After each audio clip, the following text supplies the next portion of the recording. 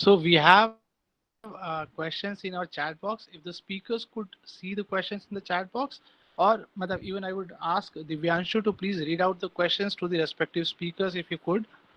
I Divyanshu think that here. would be the right way. Please, either you or Divyanshu should read the questions so that everybody can listen and Yeah. answer. I would request Divyanshu to please do that because there is some technical glitch on my chat box thing. So, Divyanshu? Okay, thank you, Dr. Rahul. So right now we'll start with the available questions in the chat box. The first question that we have is from Shivani Agrawal. So she has not mentioned the name of the speaker. So I would request whichever speaker would like to go ahead and take this question. It goes like this. So how do we see urban economy post-COVID if the migrant workers do not come back home? So how do we seem to cope up with the economy if the migrant workers who are actually there and they have not managed to come back home in that particular situation? How are we supposed to, handle the situation? Can I answer? So, Yes, sure. Please go ahead. please, Yeah. please. Yeah, good question. It is the plight of every state government. Every state government is saying same question. If the migrant workers will leave the to respective places, what will happen when the economy will open, when the industry will open? The best possible solution we can offer is control this migration. Control this migration. However you are seeing the migration, suppose you are seeing some person is going to Jharkhand from Delhi, he's going through some route. At Delhi, they should stop them. They should provide immediate relief matter like food, all the things.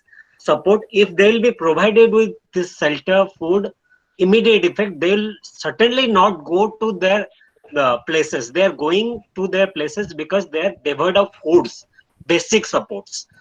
And in fact, uh, they can be helped with the immediate activities. As I said, every state government is advised to start out MGNRGS work at MGNRGS work and agriculture work. And MGNRGS work has the potential to give employment to 10 lakh crore Indians. So every state government should control this distress migration. Whoever they are seeing, first of all, they should give the food and shelter to them, and they should engage them with MGNRGS and work so that they'll be helpful. So that the situation will not be difficult. If the once the migrant workers will go out to their native places, it will be very difficult to take back to their origin places. So first and foremost responsibility is with all the state governments. Even some of the state governments have given the powers, like Odisha government has given the powers like panchayat panchayat president the power of collector.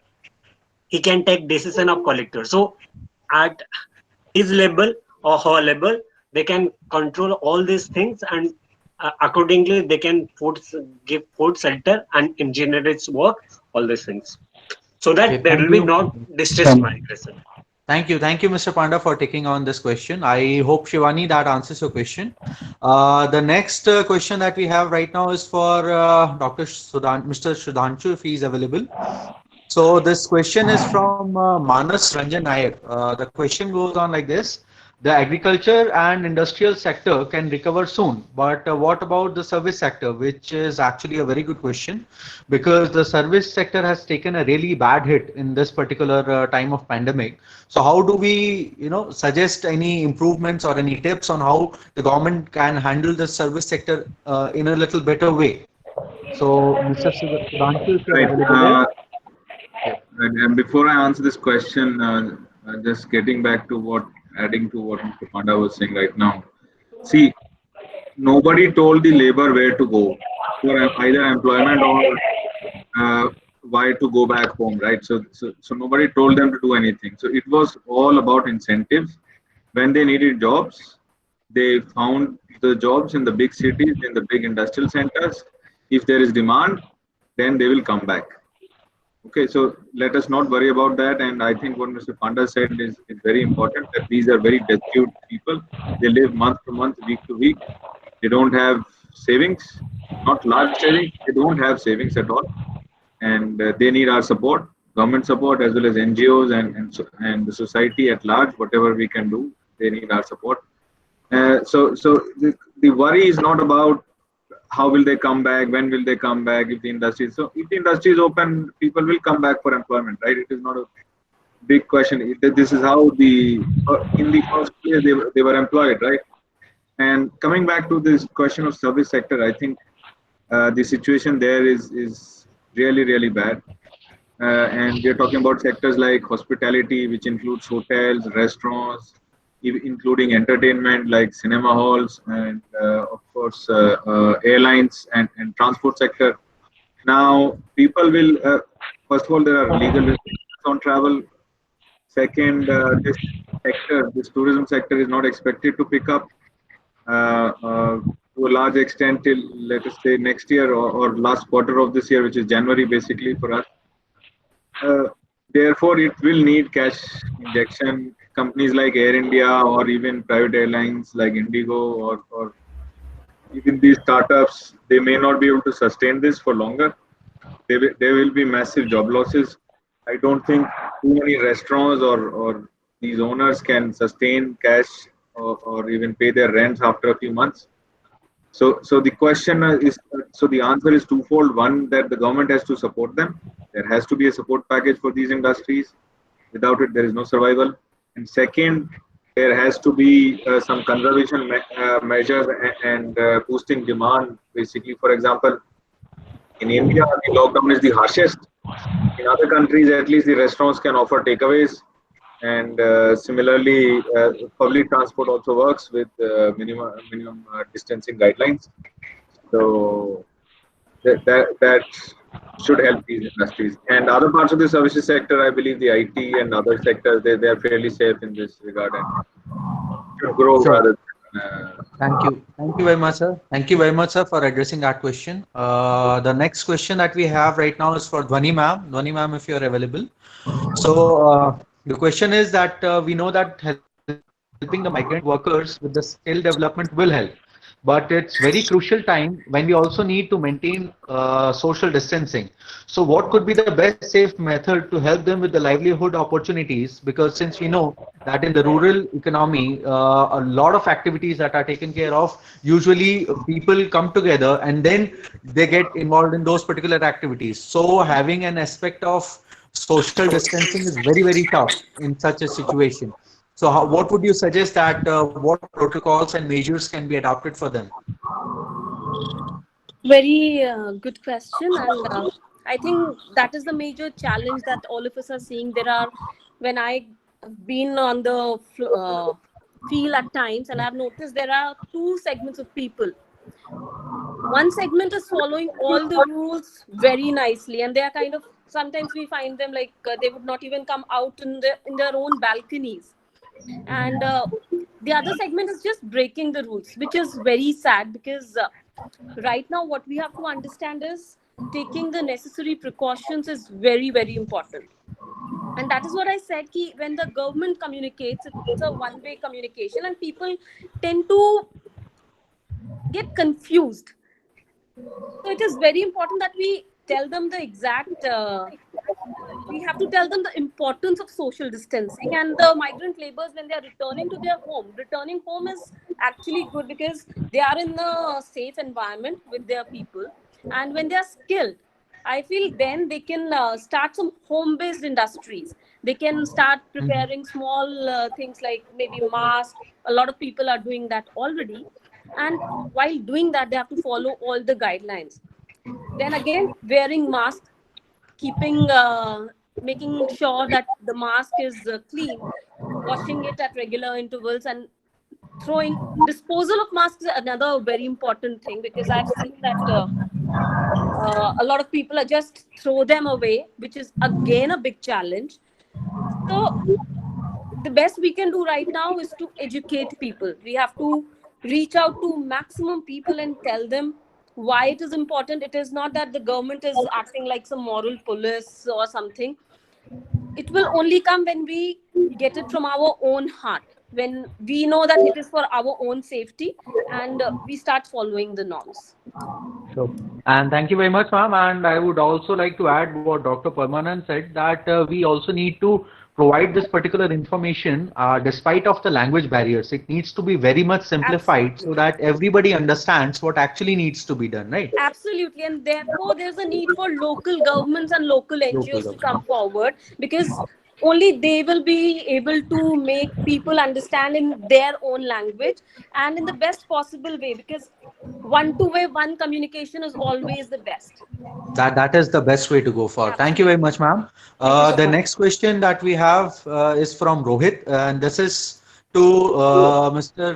Ravinder Kumar. Ravinder sir, if you're there. The question is that the ICT material is not easily available to all. Then how can we face it and make it a solution? Because हम सब जानते हैं sir कि आजकल internet बहुत ज़्यादा अच्छी speed पे अवेलेबल नहीं है. Although despite इतनी अच्छी कोशिशों के बावजूद भी हमारे पास जो बैंडविड्थ है वो इतनी अच्छी नहीं है कि हम सारे लोग जो गांव में भी हैं या जो डिफरेंट नुक एंड कॉर्नर्स में हैं देश के, वो इस सारी मटेरियल को इजीली एक्सेस कर पाए, बिकॉज हमारे पास वो बैंडविड्थ ही अवेलेबल नहीं है. तो क्या इस टाइम पे गवर्नमेंट को एजुकेशन पे अगर फोकस करना है तो क्या उन्हें इस चीज पे भी ध्यान देना चाहिए कि इंटरनेट की सुविधा जो है बेटर लेवल पे, और जो 3G और 4G लेवल है वो दूर दूर तक गांव तक भी पहुंचना जरूरी है?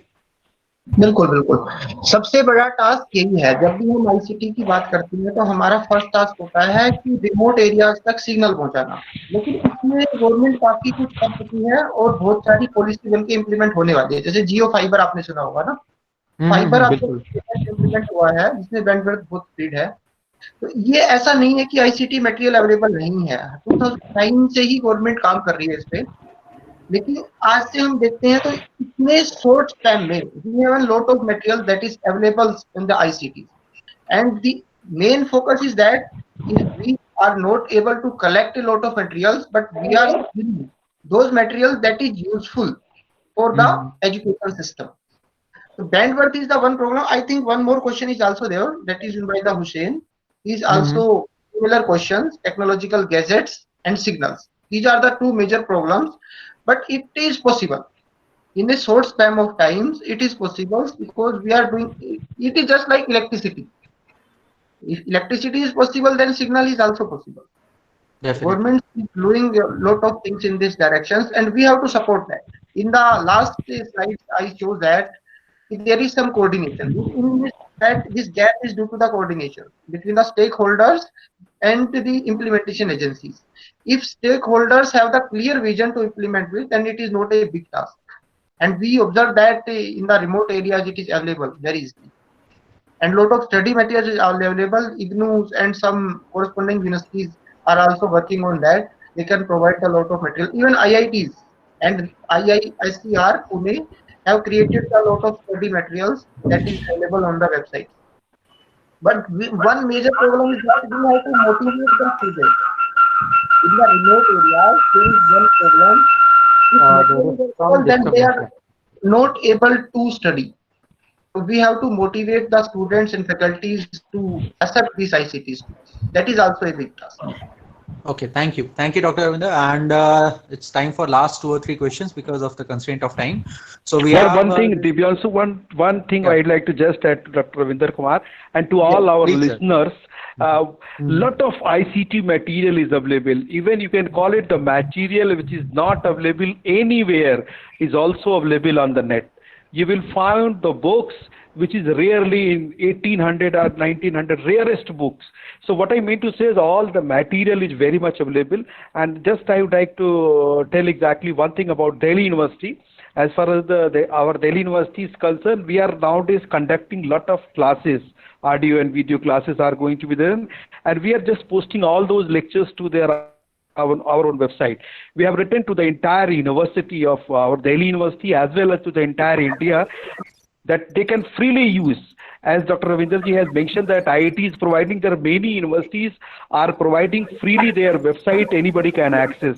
So what in nutshell I'd like to mention, much more material is available to the website and anybody can access it.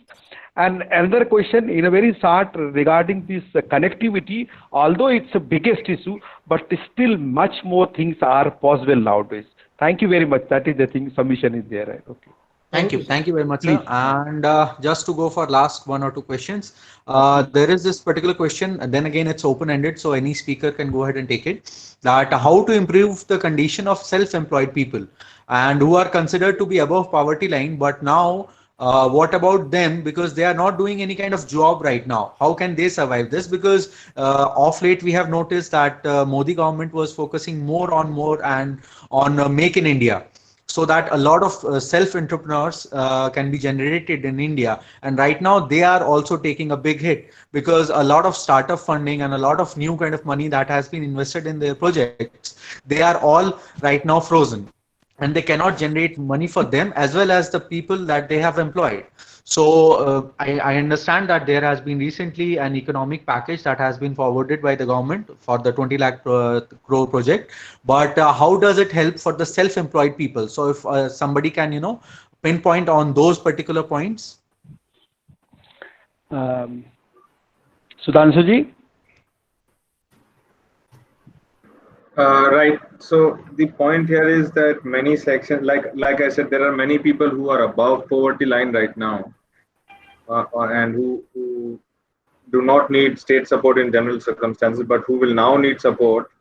And I think this is a gap area which the government needs to address. Right. Government says जो गरीब लोग हैं उनका हम ध्यान रख रहे हैं, जो माइग्रेंट वर्कर्स हैं उनका हम ध्यान रखेंगे, बट जो लोग जिन पे अभी अफेक्ट आएगा, जिनके पास घर है, शायद गाड़ी भी हो, 2 व्हीलर हो, चाहे वो हो, पर जो 3 महीने 6 महीने जिनका पास या तो नौकरी नहीं है या जिनकी आय नहीं रहेगी, government will need to target those people. There has to be a mechanism. Earlier there were unemployment exchanges and there was a way to identify people who were getting unemployed. But since that number hasn't come in yet, and that number hasn't grown significant, therefore the government doesn't have its focus there yet.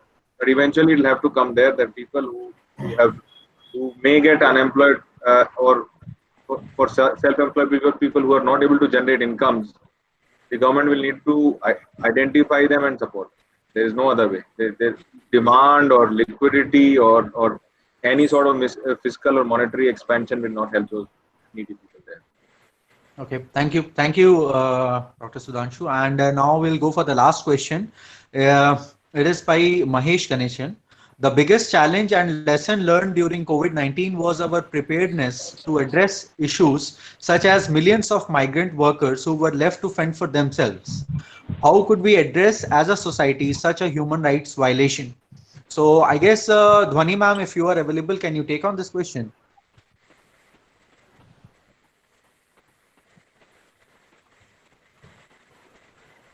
Can you please repeat the question? I could not hear you. Sure, not a problem, ma'am. We have seen that in this particular time, because nobody had thought about it, and this is unprecedented, this COVID-19 thing. Right. And in such a time, a lot of migrant workers, millions of them, have been found to, fight for themselves. They have nobody to literally take care of them. And in this particular scenario, how can we expect that the human rights violation can be taken care of? Because the situation we are in right now, the grim reality that we see on TV every day, on the media every day, so how can we try to lessen that phenomenon? Yeah, this was a very challenging task, and when we hear such stories, that really just gives us so much pain. The plight of the migrant laborers is definitely giving all of us a tear at least. And I feel there are multiple things. Number one is, like the other panelists had already said, we should be able to provide them the necessities like food, their medicines, and also a safe place to live. A lot of us the government is taking care of food and other things, but what we do not realize is they are not getting that safety in the environment where they are staying. They do not have a proper place to stay. So if we can provide that kind of support in the places they are right now, then somehow we can not stop but slow down the movement of the migrant laborers. Second thing is, when we hear about people walking for 300 or 400 kilometers, I just cannot believe that nobody from the bureaucracy or from the government could actually see that those people were walking. And therefore, it is important that our systems have to get stronger. And the police, the administration has to take care of them and stop them wherever they are. We have to start the transport system of our country. Like recently, we are seeing the government has started Vande Mataram Bharat and calling the people from foreign nations. But our priority should be to move our laborers first, because they are the ones who are really in trouble. We should start our roadways, we should start our railways, and first try to accommodate these people who are really helpless at this time. And all of us, I think every person, if we start tweeting or start talking about these things, start a public movement, maybe that helps, and the government starts thinking about this as well. So we must come together. Yeah. Because in this particular time, social distancing is also a very big issue, because even if we as individuals try to help them out, even the NGOs, so they have to also go for a lot of precautions just to help the people. Absolutely. Yeah, so that needs to be taken care of. The protocols need to be very clear and very specified. And although we are very short of time, but because this question is again coming from a friend of mine, so on the point of me being biased towards him, I would now ask Dr. Rahul Chimurkar, who is assistant professor at Lakshmibai College. So I would ask him if he could go ahead and ask his question directly to the speaker. Yeah. Thank you, Divyanshu. So my question is to Pradeep, sir.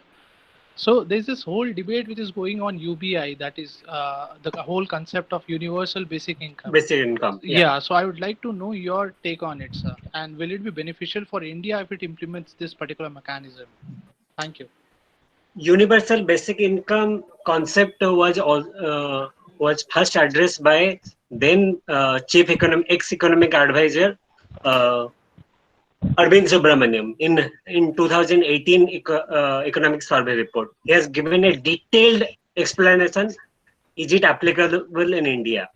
Universal basic income is very much applicable in India and can do a lot of it can solve many problems, provided we don't give all those subsidy, because the amount of total universal basic income calculation is equivalent to the subsidies we give to a different sector, be it fertilizer subsidy, be it petroleum subsidy, be it other subsidies in the defense sector also. So all the subsidy collectively amounts equal to the basic universal basic income package. So state government and central government should coordinate with each other and see which subsidies are not relevant, because we know in our government, state government, some of the subsidies are given for election, like they are like populist measures.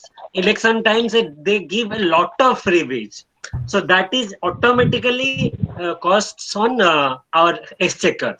That money is not spent for right purpose. So it is a burden on our exchequer. So if we control those unnecessary expenditure given during election, all those things, and we control all the subsidy together, universal basic income is possible in India. And I will obviously advise for that, because that is a better way of giving money to the person and not by the subsidies and freebies given by the state government. So I'll basically go for that. Thank you, Dr. Panda. That was very much straight to the point, and I guess Dr. Rahul, this answers your question, because he was very straight about it and very crisp about it, being an author and a columnist himself. So now, Dr. Umashankar Pandey, if with your permission, sir, I would like to go ahead with the vote of thanks. Just one thing I would like to add, Shivangi. I would like to say this Guhar all organizations to share the link of this so that anybody who have missed something, they can also be benefited about it. That is it. Please sure, definitely, sir, making the best of ICT, because the conversations and the seminar that we have had right now that is also something, which can, a lot of people can actually take advantage of. Yeah. So right now I will proceed with the vote of thanks. First of all, this is the second seminar of Gohar, which we have done on the topic of current socio-economic challenges and opportunities in the COVID-19 times. And because this is such a wide topic, so we actually had to go for the second seminar. And this time around, we have now more than almost close to 200 participants. So we definitely deserve a pat on the back for that, because the kind of participation and patience that it has, taken for everybody. So that shows a lot of resolve.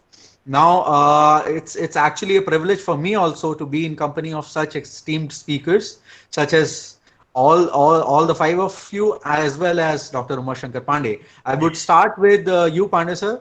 I think you have presided beautifully over the seminar, and you were kind of a sutradhar for us throughout the seminar, and you have taken this whole seminar with a beautiful flow, and especially with your kind of treasure of knowledge.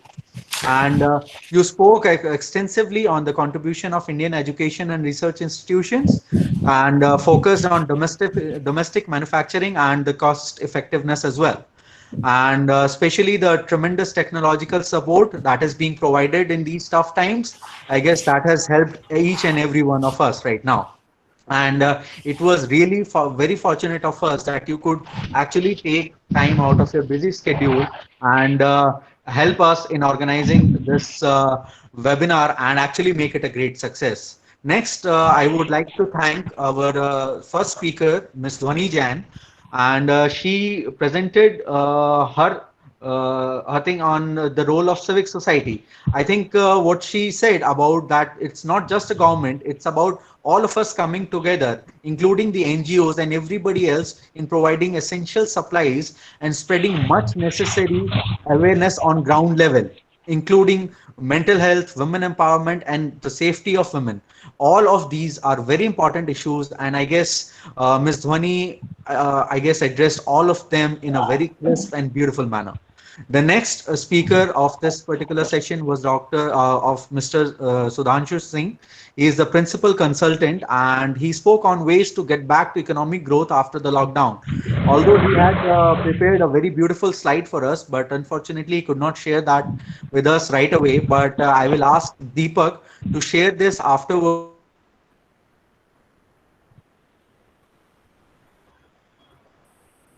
The next speaker was Dr. Ravinder Kumar. He is assistant professor at Gurukul Kandy University, and he spoke on the role of ICT, which actually enabled us to go ahead with this seminar itself, and in which we had almost 200 people participating, and they could also gain a lot from it. And as Dr. Uma Shankar Pandey suggested, we will definitely put this on the portal and as well as on YouTube, so that more and more people can go through it and learn as much as possible. After that came Mr. Pradeep Kumar Panda, who is obviously an economist, author, columnist, and development professional. I think he had to speak on macroeconomic crisis. It is such a wide topic, and to keep everything to the point and crisp on this particular topic in itself shows that he has such a good grasp on the topic. So I would really thank Dr. Panda. It was really it was very fortunate for us that you were available and you could spare some time for us, and we hope that you will continue your participation with us in the times to come. Lastly and not least, Dr. Parmanand Burman, who was here on his capacity as a scientist at CSIR and NISCAIR, and he spoke on a very important thing about misinformation, language barrier. These are the challenges that we are facing on a day-to-day level. Everybody right now has been coming up with beautiful terms, with such difficult terms like social distancing, and the terms which are not very clear to everybody. We are in an unprecedented situation right now, and we have not thought about this. And right now what is coming across is that we are on the media, on the TV, we see a lot of difficult terms that are being projected. So if we try to simplify them as much as possible, and if we try to get the message across to everybody, so I guess that would be of really big help. And I would like to end on the note of special thanks to the organizing and advisory committee, Mr. Deepak Kumar and Dr. Rahul Chamurkar. These guys have been of great help in organizing this second seminar, and I hope that in the times to come we will organize even more seminars with the help of and with the continued support of all academicians and experts. And right now I will ask Dr. Deepak Kumar to finally take an end to this webinar. Thank you very much. Thank you, Raj. Once again, thank you all of you, Dr. Uma Shankar sir, all speakers of today's session, and all the participants. Our this webinar series advisors, Dr. Pankaj Mishra sir from St. Stephen College, Virendra sir from Digambar Jain College, Sandeep Kaushik sir from Indira Gandhi National Tribal University, and Dr. Ravikant from Zakir Hussain College, Delhi. Thank you very much all of you for making this webinar a success. We'll see you for next series in coming days. Thank you very much. Thank you, Guar, and thank you, Deepak, and everyone. Thank you, Rahul. Thank you. Right. Thank you. Thank you. Thanks a lot. Thank you, everyone. The feedback form will be mailed to all the participants. So you'll give your feedback that is going to help us in your future webinars. Thank you very much. Thank you, everyone. Give opportunity being part of such a wonderful webinar. And Thank please don't panic. Thank you. Will get Thank your you, everyone. participants Stay home, stay notified safe. very soon. Thank you. Thank you, everyone. Stay home, stay safe. Thank you. Thank you, sir. Thank you. Thanks a lot. Thank you, Dr. Pandey. One more request Thank to you. all the participants.